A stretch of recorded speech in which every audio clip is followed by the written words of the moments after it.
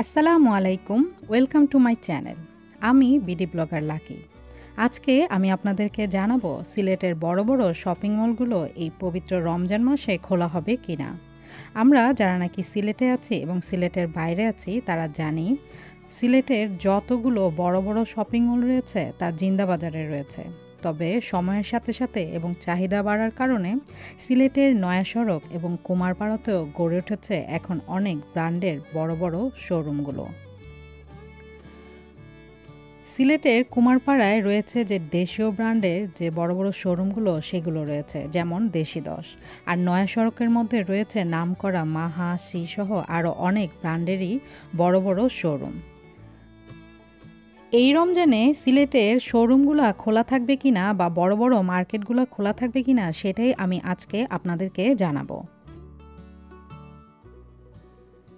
সিলেটে আড়ং, মাহা, শি, মনোরম সহ বেশিরভাগ ফ্যাশন হাউস 10 মে থেকে খুলছে না।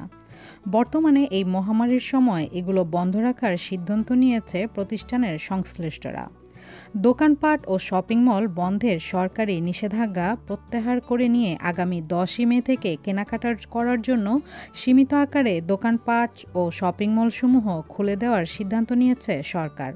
তবে বর্তমান এই মহামারী পরিস্থিতিতে সিলেট নগরীর ব্যস্ততম মহাসড়ক এলাকার কোনো বাণিজ্যিক প্রতিষ্ঠান খুলছে না।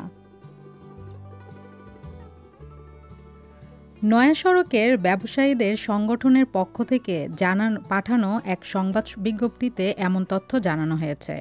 নয়া সড়ক বিজনেস অ্যাসোসিয়েশনের সভাপতি মাহি উদ্দিন আহমদ সেলিম এবং সাধারণ সম্পাদক হোসেন আহমেদ স্বাক্ষরিত এক বিজ্ঞপ্তিতে সরকারের সিদ্ধান্তকে সাধুবাদ জানিয়ে বলা হয়, দেশ ও জনগণের স্বার্থে তথা মহামারী আক্রান্তের পরিসংখ্যান বিবেচনায় এনে মহাসড়ক বিজনেস অ্যাসোসিয়েশনের অন্তর্ভুক্ত সকল দোকানপাটসমূহ বন্ধ থাকবে।